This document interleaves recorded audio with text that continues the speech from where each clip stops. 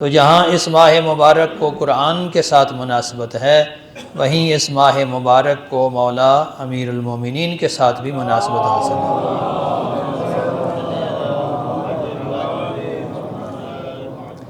اس ماہ مبارک بالخصوص یہ ایام امیر المومنین کے ساتھ بھی مناسبت رکھتے ہیں، اور صرف رمضان کے ساتھ ہی نہیں بلکہ قرآن کے ساتھ بھی امیر المومنین کو مناسبت حاصل ہے۔ اس قدر تو مناسبت ہے کہ ادھر امیر المومنین کوئی عمل انجام دیتے ہیں، ادھر قرآن مجید کی آیات نازل ہو جاتی ہیں۔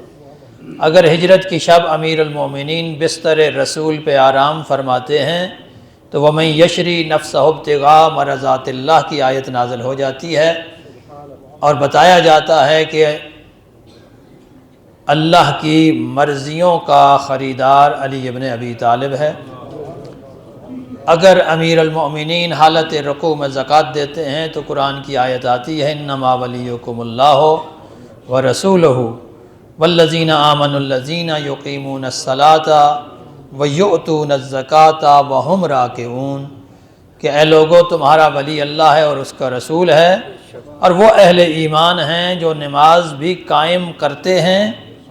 اور زکوٰۃ بھی دیتے ہیں در حالی کہ وہ حالت رکوع میں ہوتے ہیں۔